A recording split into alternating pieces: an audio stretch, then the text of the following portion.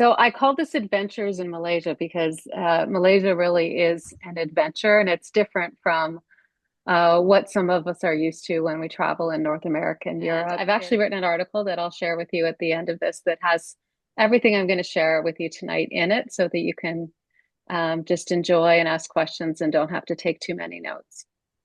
But for those who might be new to JourneyWoman, I just wanted to explain who we are. JourneyWoman is now 32 years old this year and was started in Toronto, Canada with Evelyn Hannon. And we just actually announced our third annual Evelyn Hannon Award winner for the JourneyWoman Awards last night, which is Diana Eden. And but the picture here is Erica M., who is her daughter, and me. In 2019, I actually can't believe it's been 7 years. What a life. What a journey. But anyways, the red boots you see there are Evelyn's boots, and I had those put in the Bata Shoe Museum in Toronto a few years ago. And then on the right is the original JourneyWoman magazine, which we're now trying to bring back in a digital format. So much of what Evelyn started is continuing on. And what I spend a lot of my time doing now is advocating for women over 50.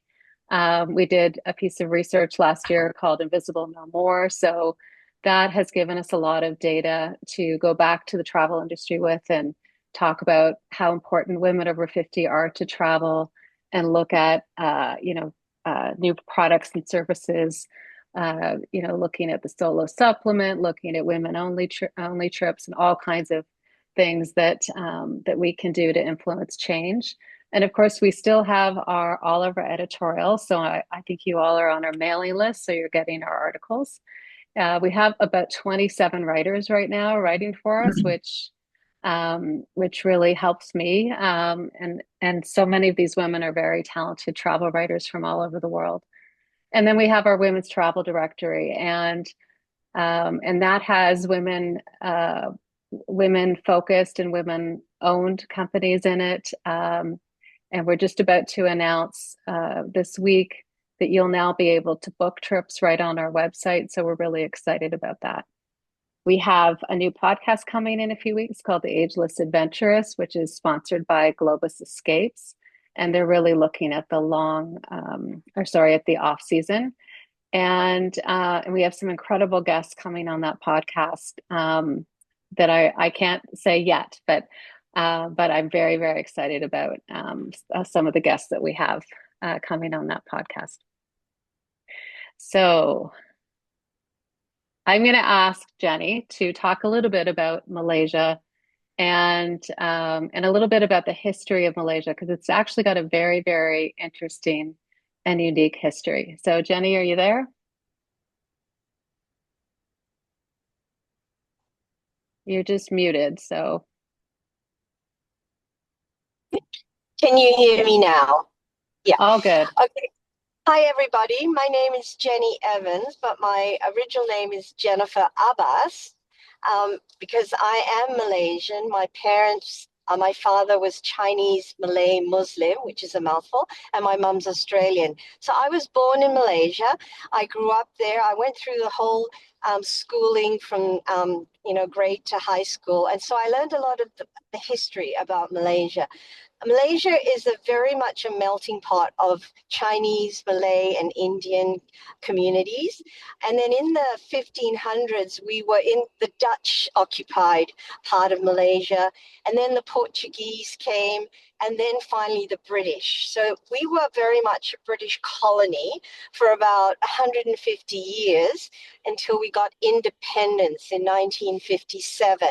And at that point, we were very ingrained in the British culture, legal system, education, and the language. So English is a second language for a lot of the population, which makes it easy to travel because you can talk to people and ask for directions and for help, because Malaysians are very, very, very helpful. So at the moment, we have Malaysia, which is made up of, we call ourselves Malaysians, part of the country, but there's Chinese, Indian, and other ethnic groups as well. So that's the base of Malaysia. Back to you, Carolyn. Thank you. That was perfect. Actually, I might ask you to keep talking. Oh, okay. So Malaysia is made up of the peninsula, which is there on the left. It's a peninsula with Singapore right down. Singapore used to belong to Malaysia. That's a whole different webinar until it separated in 1965 and became an independent state. So we have the peninsula with about 13 states. Hence, we have 13 kings and many, many princesses and princesses. Everybody in Malaysia is related to the royal family.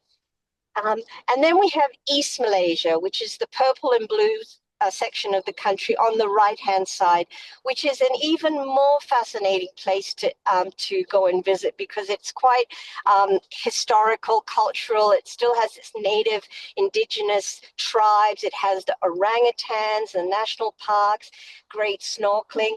There's just so much diversity in Malaysia, and I'm sure Carolyn will tell you about her adventures because you can go from national parks to islands to cities to villages and paddy fields to tea plantations. It's amazing. I'm always trying to get people to go and visit. I love it. I go visit home and family and friends every few years, and it is a mecca for food. Don't even go there. It is so amazing. So just to look at this map a little bit, you can see that Kuala Lumpur is in the red part there, right in the middle. And up at the top near the pink, you can see Georgetown. So this is a place we're going to talk about next. And so Georgetown is in Penang, which is up that way, and very close to Thailand at the top. So you can actually see Thailand from up there in Langkawi, which we'll talk about, which is up near the blue. And further down, where else? We have Malacca down near the bottom, which is kind of a sister city for Georgetown. So both settled around the same time. And what else are we going to talk about tonight? Kind of, it's a little hard to see, but another place I went is called the Cameron Highlands. And again, that's kind of I think it's in the orange part of the top, but that is a real tea growing and flower growing area. So lots of diversity and things to do.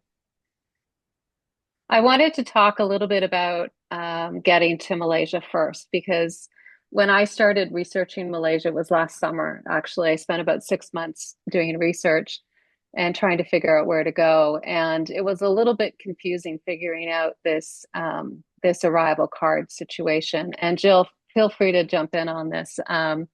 But I flew from Toronto to Tokyo and then Tokyo to Kuala Lumpur. And 3 days before you arrive in Malaysia, you need to have this arrival card. And the website, like so many government websites, is probably from the 1980s. And it's a little hard to navigate. It's a little hard to understand. But what I want you to know, two things, is one, you do not need to pay for a visa or this arrival card. There are a lot of scammy sites out there so be very careful about the one that you go to. It does look 1980s. As I said, there's an article on our site with the correct link. You do not need to pay Sherpa or anybody else for a visa.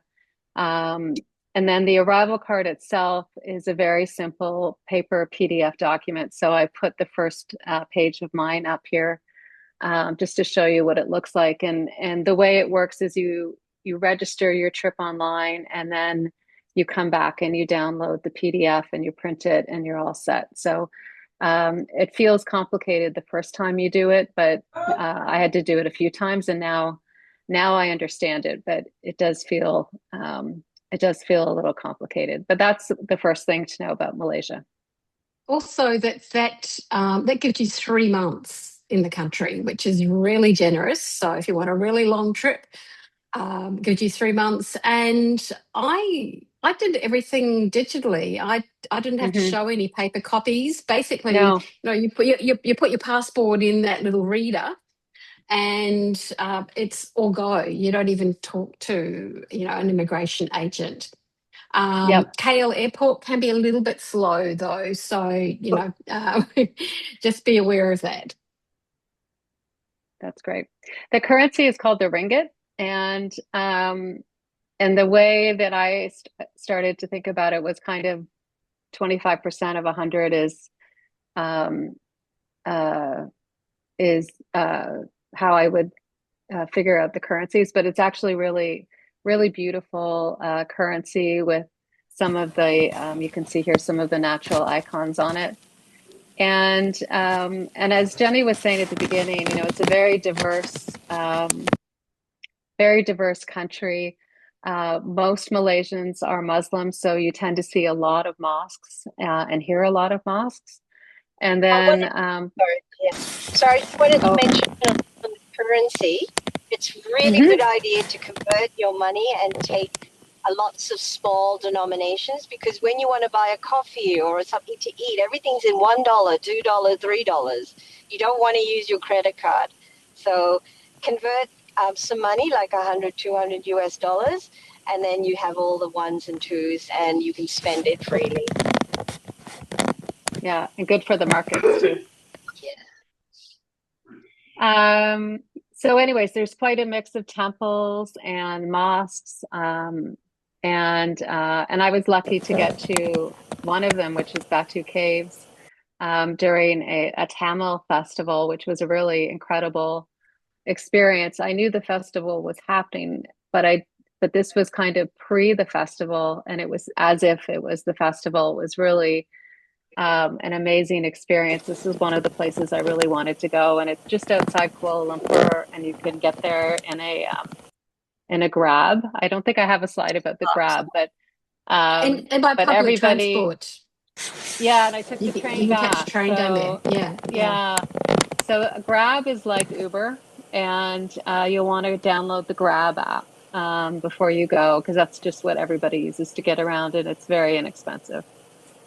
And I wanted to mention too, when I was back home a few years ago, the bus system is so easy to book and cheap and safe. You can even book two seats side by side, and you can go from top to bottom for like $10, even overnight.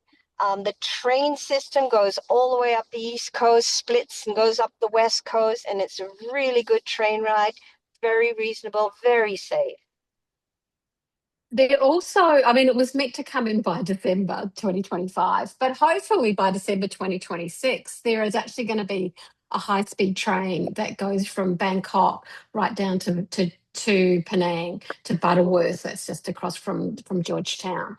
And if or when that happens, that's also another route for those coming from the Northern Hemisphere to go via Bangkok or to fly. Yeah. Yeah, I was going to mention flying. I'm not sure what your experience has been, Jenni and Jill, but Well, typically from Canada, from Western Canada, from Vancouver, you have direct flights to Bangkok, direct flights to Singapore. So I would do the hop to Singapore and do the train and the bus north to Malaysia and onwards to Thailand. Yeah, you can get a lot of direct flights now. Singapore Yeah. Airlines, Air Yeah. Canada. And from Sydney, although this is our backyard, it's still 9 hours to KL. So Australians travel a lot in Southeast Asia because it's close, but that's still 9 hours to KL, let Yeah. alone, in my case, another hour on to Penang. So yeah, it is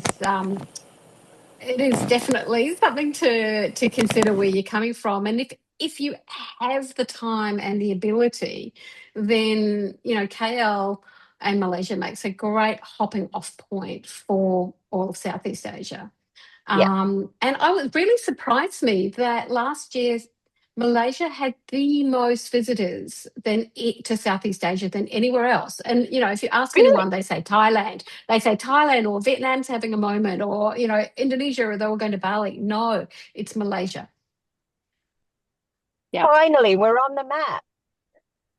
that is true. Yeah, But most of the travelers are from around the region, so not a lot Yes. of North Americans yeah. going there. So that's partly why I went there. I wanted to go Yeah. somewhere that not a lot of North Americans had gone to, but But I would say in my, time there, it never felt crowded. It never felt busy.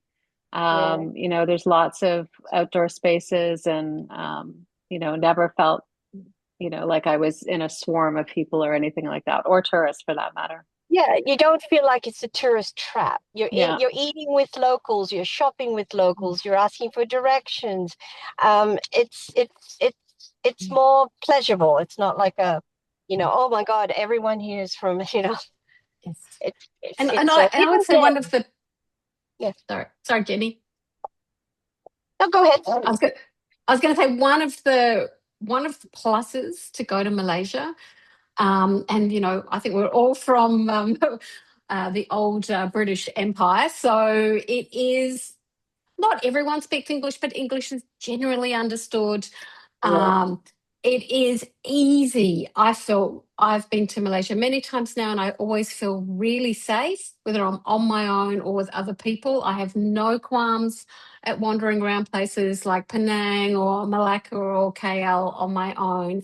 And it's easy. It's not as challenging. If you're new to Southeast Asia, I would say Yeah. this is a really easy way in. And It's because it's a true. Muslim Yeah. country, it doesn't have a boozy culture. Yeah. It is, there are a lot of people. So if you don't drink or you're not looking for that Bali, Thailand sort of experience, Yeah. you've got lots of options. And I think that adds to that feeling of safety Yeah. around the I locals wanted, and around yeah. the tourists. I wanted to touch on the language because I speak Bahasa Malaysian, which is very similar to Bahasa Indonesian, but it's a very new language. So we learned a lot of our words and we borrowed a lot of words from the British. So you'll see tea is teh, kopi is coffee. You can have jam is the time. Some other words. And so it's easy, like a bus is a bus with an A. Mhm. And everything is phonetic, like alphabet, A to Z, the signs, the road signs, you can decipher it because it's not in a Chinese character or a Japanese character in other Southeast Asian countries. So you are more familiar and and there's a lot of, and I noticed this in Singapore too, there's a lot of English translated on signs. So because we have that British influence. Great. Excellent. So we're going to take you through a few places that very quickly that you might be interested in. And we're going to start with Penang, which is, really we're going to talk about mostly Georgetown, but also the island of Penang. And Langkawi, which is a place that I absolutely loved. So that's an island up further north. Kuala Lumpur, Malacca, and Pangkor Lot, which I've written about already, but kind of a wellness escape, if you will. So Georgetown, you have probably heard, is very popular for its graffiti, and there's a lot of that in Georgetown. It's absolutely lovely to walk around, and a lot of the graffiti, like this one here on the left, is interactive. So there are swings, there are chairs, there are bikes, there are things that you can sit on. So a lot of people do that. And there are also a lot of clan houses. So Georgetown, and again, ladies, jump in. But Georgetown is more oriented toward the Chinese culture. The photo here on the bottom is one that I took out. These are oh my gosh, I just forgot the The word. clan jetties. Clan The jetties. jetties. You Thank you. talking? Yeah, yeah, yeah. Um, so these are built out. There are, I don't know, 5 or 6 or 7 of these that are built out over the water. And so people live here, and there's also shops. And then there are a lot of temples and clan houses. And this, when the Chinese were immigrating to Penang, the clan houses were the places that they gathered and found Mhm. family. So they're really beautiful, ornate structures. Yeah. Anything to add? Oh, I mean, Penang is such a melting pot, as Jenny said. So you've got that strong. I mean, even just looking at the temples, you've got the various different types of Chinese and Buddhist temples, but you've also got the Hindu temples. You've got um, it's the street shrines. Yeah. Because I'm an early riser and I would go out and watch the sunrise pretty much every day I was there. I discovered that, even at 5:30 in the morning when it's pitch black, there's this little tiny um, street temple in an area to try to get rid of the bad spirits, I think, and encourage the good ones, which will have Yeah. somebody would have already lit. And they're just it's everywhere. And you've got and the beautiful sound of the call to prayer from the mosques. I have to say, in Penang, I think they had the prettiest and least intrusive calls to prayer than other parts of the world that I've been to. I really found them quite melodic. Um, When I yeah, came and so back to you've Toronto, I kept hearing it because I was so used to hearing it. Yeah. I was like, yeah, is yeah, there a mosque near here, or is it just my imagination? yeah, And that speaks volume for the people and the culture, because we're so accepting of everyone's beliefs and religions and cultures and festivals that everything as kids we used to celebrate everything, and we had a holiday every week from school. It was yeah. great. And so you'll see. And that means we've got a festival every week that you're Yeah. there. You will, not just it's just been Chinese New Year. Then it previews it was the Hindu one, and there's if you're there long enough, you will I know. see fireworks and Mhm. dragons and people banging things. So yeah, there was one every week in the 3 weeks I was Yeah, there Yeah. last. fireworks for every occasion. Yeah. And you'll see a wedding, or you'll see a parade, or you'll Mm. see circumcision festival. There's so much going. I used to Yeah. think everyone belonged to the same family and the same culture and the same religion, because everyone invited everyone to everyone's house, and we all we Yeah. did was eat. Mm, mm. I spent Yeah. about a week in Georgetown, and then I went to the other side of Penang, which is where the parks are and the beaches, I should say, Batu, and yeah. Batu Ferringhi. And I don't think beaches in Malaysia are the same as we think of beaches. They are beaches, but you can't swim in all of them. And Oh, this oh, is a stop. I've got to put a good word in for beaches. The West Coast is not as famous for beaches, but if you have time, I can talk to you about all the islands and incredible beaches on the East Coast. Yeah, I don't want to Die disparage for. any of the beaches, but in Yeah. this particular case, the Yeah. sign, you'll see the sign on Mm, this slide, mhm. which is telling people not to swim in the water here because of box jellyfish, Yeah. which are venomous jellyfish, and also the undertow and other things. So I came to this beach kind of hoping I could swim, but that wasn't the case. And then the picture, so this is Penang Park on the left, which is one of the smallest national parks in the world. I think it's the second smallest. It's 25 square um, kilometers. I think that's right. And then, but very nice hike through the forest, and then the one on the right is Penang Hill, which on the day I went, it was a school holiday, which I was unaware of, and there was a 3 hour wait for the tram that comes up this ramp that you see on the right, and so I decided to hike it.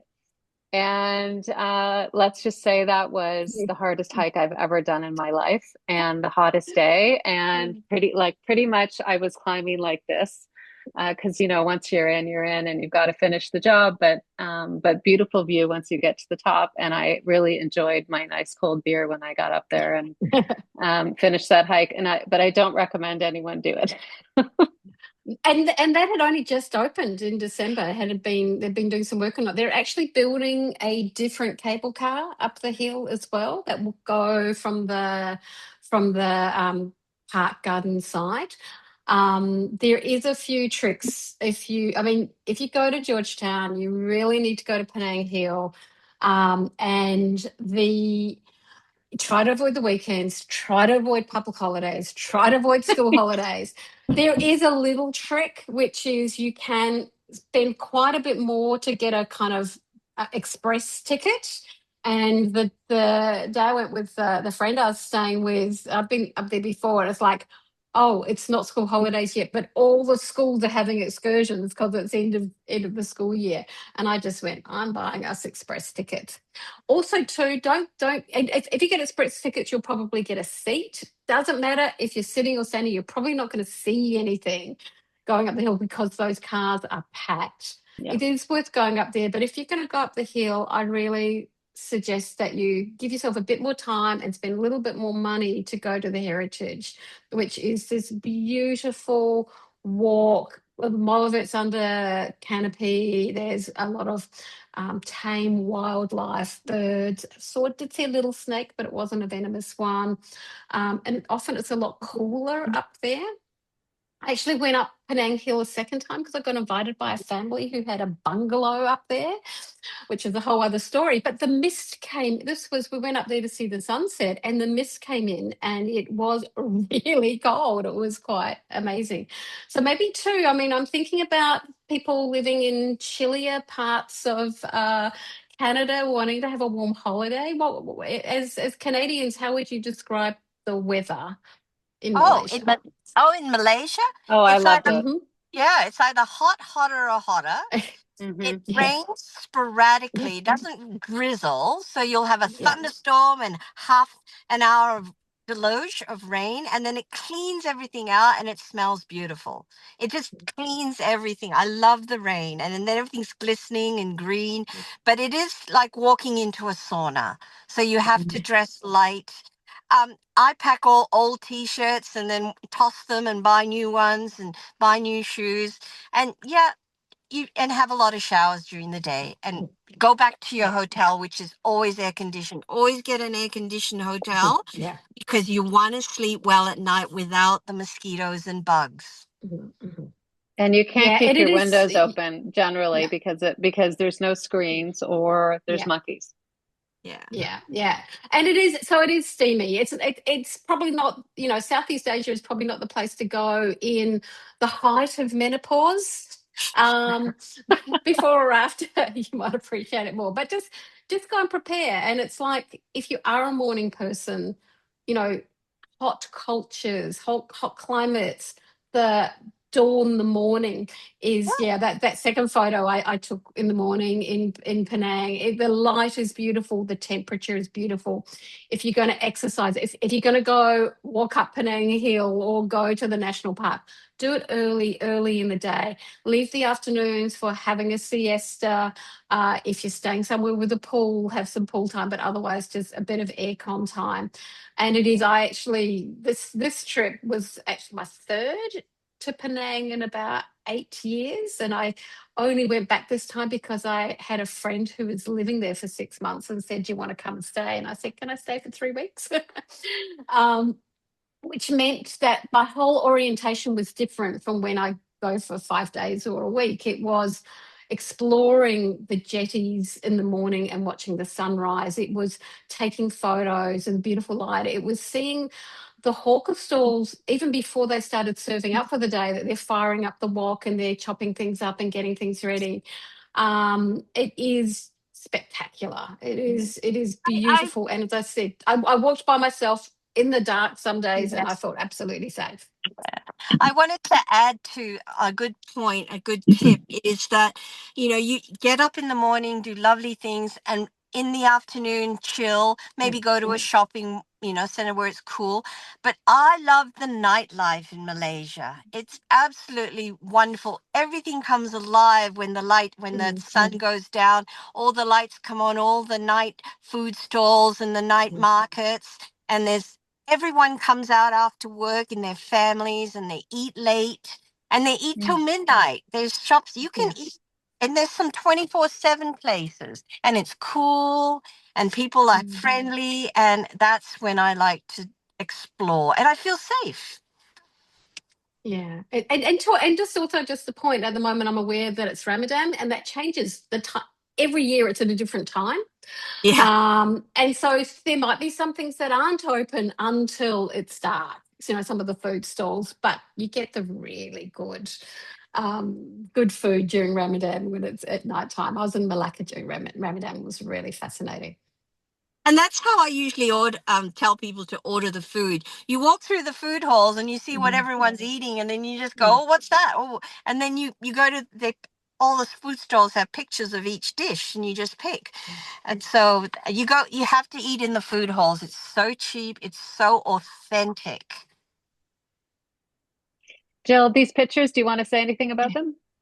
Oh, just the street art in Penang and Georgetown was specifically commissioned by an artist to begin with, and I get excited when I come and see something that's new to me. So this was somewhere where there had been a forge or an ironsmith, and that was the one on the right was just one of the little side streets in the morning light. I might have some picture of I don't know if you've got any more of my pictures here. Yeah. So that's one of those little street shrines in the dark that I talked about, that they're, getting rid of the evil spirits and bringing in the light.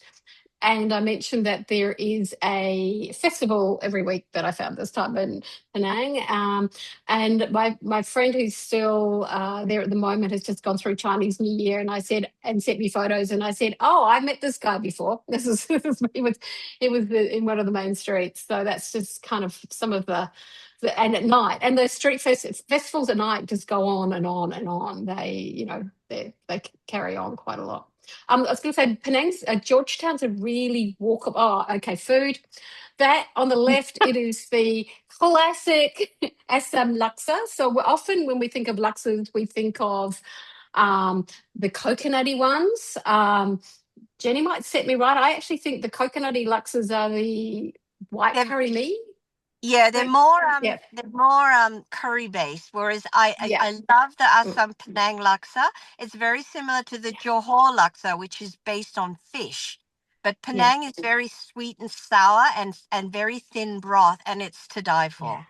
Yeah, so I think it's got a mackerel kind of base. So it's got quite a fishy fish base, but and these are small serves. This was the famous one that's just off Penang Road on the corner there. But the trick is you go to the coffee house on the corner, you don't have to queue. They will, if you squeeze into a table, you can order the laksa, and you can order the wonderful chendol. Chendol is a dessert that everyone needs to have, which is shaved ice and coconut and pandan flavored little wiggly things, and maybe some red kidney beans. Yeah, we used to call it the green worms. Growing up, the green worms. Dad, can we have some green worms? Yeah. Really? The other picture is just in a side street with it. There's a whole wonderful mural on that wall. So. Awesome. All right.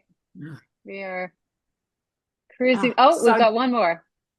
Yeah, so my previous 2 visits, I had stayed at the very beautiful Eastern and Oriental Hotel, which is quite famous. And you can get really good deals when you book in advance there. But my day revolved when I was at the posh hotel was their amazing breakfast buffet and things made to order. It was just the most spectacular Malaysian and international food. And the pool in the afternoon. Now, because I was staying in an apartment, I would go to Tan or Lee Jetty. Chu Jetty, the famous one, is shut till 9 a.m. People want to sleep. You just quiet. So the less famous ones are where people go and watch the sunrise. So across the water, where you see the sun coming up between those 2 buildings, is Butterworth. Butterworth is not a tourist destination. It is a transport, hub, but it was like a meditation, and I did it almost every morning. Then I would go, and you could get a great coffee at 7:30 in the morning in a couple of places near the jetty. And sometimes I'd go to Tan Jetty, just back off the road. There was amazing prawn fritters at Udang Kakur, Jenny. Beautiful, straight out of freshly fried by these gorgeous women, and have a little snack on the way, or maybe pick up a little nasi lemak in a triangle, little I love what you're saying. It's pisang goreng, banana fritter, and then nasi lemak is rice cooked in coconut. And when I grew up for school, that was breakfast every morning, 10 cents. That was my Yeah. breakfast. I'd pick it up, go to school, and Yeah. I still dream about my nasi Okay. lemak. So I was having prawn fritters, not the banana ones, but they Okay. were my morning treat some mornings. But yeah, Yeah. they just wrap these little triangles, and my favorite was, the coconut rice with sambal, a little bit of boiled egg, and some Yeah. ikan bilis, some Yeah. anchovies, and Excellent. you can stop for noodles somewhere on the Yeah. street. Yeah. Eating's as cheap or as expensive as you want to make it. Yeah. And you know Yeah. how you mentioned the laksa in Penang, and I said the Mhm. Johor laksa was different? Yeah. Because we have 13 states, we have 13 variations of Mm, laksa. And then yeah. grandma has it. We probably have 100 variations of laksa. So Mm, you could try a dish mm, up north and order it down south, and it's completely different. It's so mm. amazing, the variety of even one dish. Can I just say that my new favorite dish was this Yeah. time was, and this is part of that proximity to Thailand, is the green tom yam. Um, and that Oh, with fresh fish, it's so one of the things that's happened in Penang and I think KL in the last few years is the Michelin bib. So yeah. Michelin has recognised some of these cultural dishes and saying these are the places that do the best one. Yeah. There's a market on the Esplanade in Georgetown which is full of locals. I went there many times because I was staying just around the corner, and very rarely saw any tourists, but the queue at the Michelin bib Michelin. accredited Yeah. the green green tom yam was just like nothing I've ever tasted. It was spectacular. Yeah. And I think in Australian dollars, which isn't too different to Canadian, it was maybe about $7. Oh, yeah. For, That's a good. yeah, and that's quite Yeah. expensive for street food or kind of market food. Yeah. Yeah. Okay, we're going Oh, to skip ahead and I'm going to whip through these really fast so we can take some questions. But I spent a week on Langkawi, which is a beautiful, beautiful beachy kind of island, and they have some very interesting structures at the top. One is called the Eagle's Nest, so you can see this structure on the right that comes out over the valley. It's about 2,200 feet up. And I can tell you, just walking to the edge, it's kind of nerve-wracking to say the least. But that's one of their kind of attractions up there, and the views are beautiful. And then they've also built this incredible sky bridge, which really is a feat of engineering, with curving around. Again, they're next to each other, so you can do both of them together, and you can see the whole island from up here. It's just a beautiful experience. So I wanted to mention that. Langkawi, Langkawi is the picture on the left is what everyone does every night, which is watch the sunset. So everybody gathers on the beach, families, everybody sits on the beach, watches the sun, and there's lots to do here. I think I could have stayed a little bit longer, but there are trips out to the islands. And the picture on the top is called the Pregnant Maiden. You can kind of see the shape of the mountains. I stayed in a wooden kind of a remade Malay wooden house, which was just fascinating. It was a place called Bonton Resort, which I mentioned in my article on the website, and then also Killam National Park, which is where you can see Thailand in the distance. I'm going to go through these quickly just so we can get to some other spots, but if you like a really relaxed, easygoing place, you have to fly. I was told by many people not to take the ferry, so it's a very quick flight, very inexpensive flight, but I suggest that to you. And then we'll talk about, I believe the ferry from Georgetown to Langkawi hasn't run since COVID. But AI will tell you can do that. So I yeah, recently it's had a not, friend who was yeah, planning her trip, and she said, "Are we going to catch the ferry to Langkawi?" And I went, "Nope." no, And so just don't trust AI for booking your yes, trips. thank you for saying that. Um, Right. Kuala Lumpur, just very briefly, I have a whole other slide on food, and so I know that Jill will want to talk about that. But I stayed in Chinatown, and I had asked women on our Facebook group where to stay, and that was the advice I got, and I'm really glad that I did. It's very easy to get around on public transit, and there's lots of, again, graffiti and things to say. Of course, Pedaling Street and things like that. The pictures here on the right. Are of the Petronas Towers, but the one I want to point out is at the bottom, which is um, called the helipad, which is a kind of a open, nothing around it, and you could just sit there and have a cocktail and look at the views. There's some fabulous sky bars in Kuala Lumpur. I really enjoy. Went one night to about three or four of them just to get the views from different parts of the city. It was just, I really liked Kuala Lumpur. I'm normally not a big city person, but I really, really enjoyed it. And then the food. So who wants to jump in on food?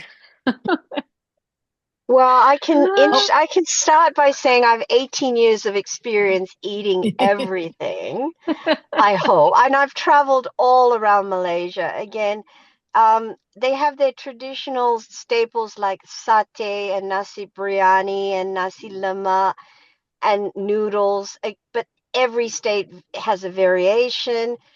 But you get to, and you learn the language, like goreng means everything's fried, and everything really is fried, but everything's fresh. You have Hmm. fresh coconut milk, fresh fish. You have probably 10 varieties of spinach, and bok choy, and then you have 20 varieties of durian, and the fruit is to die for. You will see fruit that you've never seen before in your life. Durians, rambutans, mangosteens, jackfruit.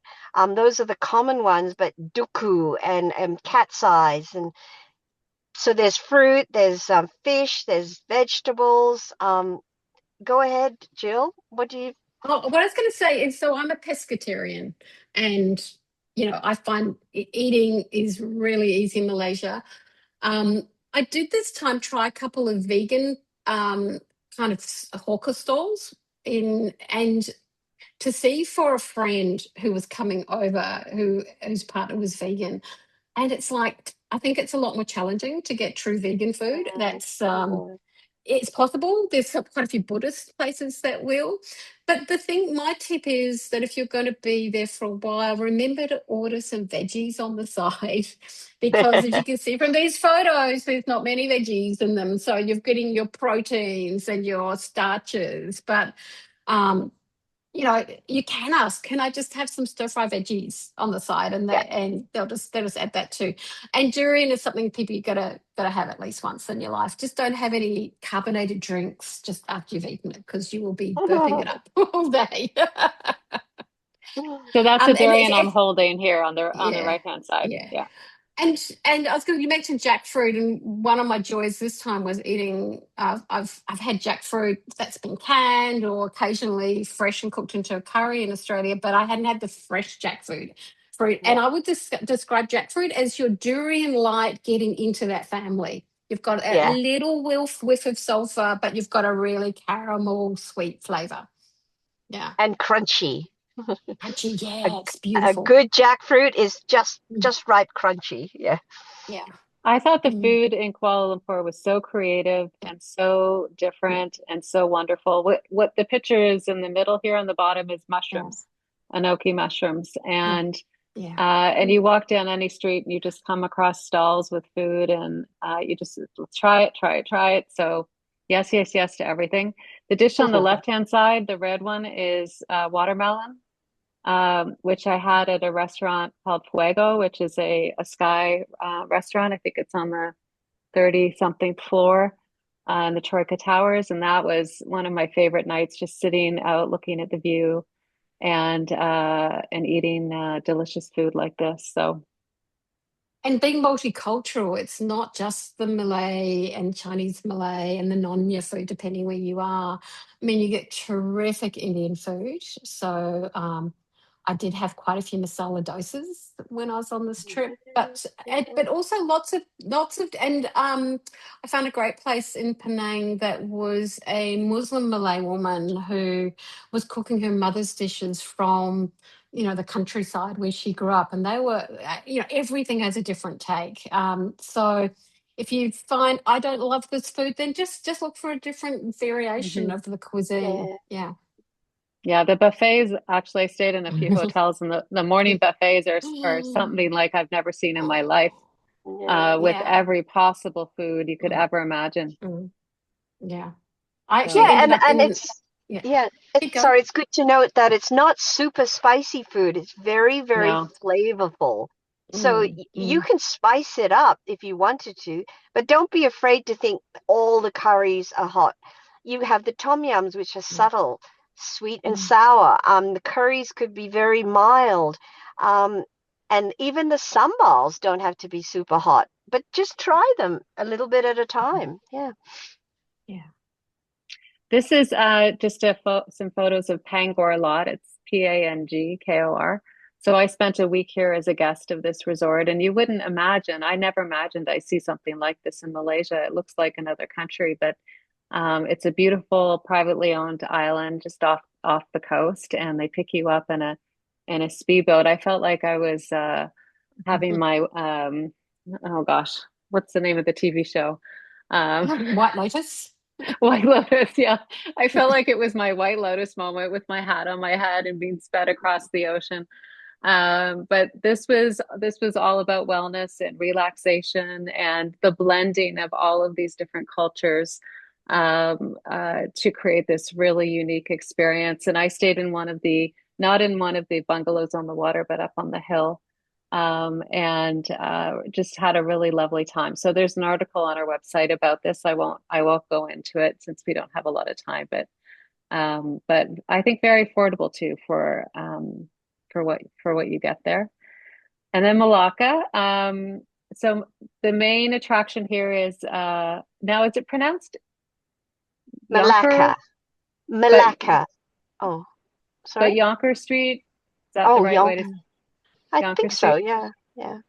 So this is kind of the main street, and it runs Friday, Saturday, and Sunday only. So you want to make sure that you go on the weekend. And there's food stalls and all kinds of entertainment and things like that. And you can see these trikes. They're a little different from the ones in Georgetown, which were quite nice. These were covered in stuffed animals playing rock music, going through the streets. So kind of a different experience. But I was here for 4 days, and it was probably a little too long. I think you could probably get away with a day or two and see most of Malacca in that time. I want to Yeah. add And that so, Malacca's a very historical yeah. point. That's where the Portuguese, the Dutch, the English all fought, and where the spice trade started, and a lot of beautiful heritage buildings, forts, churches. So it's a great historical place to visit. So it's a long time since I've been there. It was my first place in Malaysia I went to maybe 18, 20 years ago. And what I remember of it is the wonderful Nonya cuisine, that Peranakan culture. And it was very small, very walkable. A lot of Singaporeans would just kind of drive up, an hour or so to stay for the weekend. People were very friendly. It's very accessible. And yeah, you go there for maybe a 3-day weekend is enough. But I do remember, because we stayed longer, that we discovered this little doorway and it went into this whole other local area away from that kind of UNESCO centre. So if you want to explore more widely, there are opportunities if you are there longer. And yes, I caught a Awesome. bus. As Jenny said, I did catch a bus off an overnight flight from KL to get to Malacca the first time I went. That's great. Well, I think that's the end of my presentation. I just wanted to let you know we have a whole Malaysia section on our website with articles and tips and more coming actually. And obviously, you can find tours to Malaysia as well on our website. I know that most of the large tour companies do have trips to Malaysia, Singapore, Borneo. So if those are places that you want to go on a tour, I would just say that um, I don't think you need to go on a tour if you're going. I think you can probably go on your own, with the exception of Borneo. Perhaps Yeah. you might want to go on a tour, but Yes, it's um, amazing thing is you have all these cultures that are like a few streets apart, and they all blend together. They all cross over. There's, as I said, And it's I, a great introduction to Southeast Asia. yes, and thank you all for coming. It was nice to see you all. And should we do this again? Would anyone like to do oh another yeah. session on another country of any kind? Is there anywhere you're interested in? Because, we have amazing women like these from all over the world that have been everywhere. So we could do, yeah, you let us Good. know what you're interested in because I'm sure we can find people who have been there who can share their firsthand experience with you. And as Jill said, don't use AI. Use JourneyWoman. Yeah. Yeah. All right. Thank you everyone for coming. Selamat We'll see you tinggal. soon.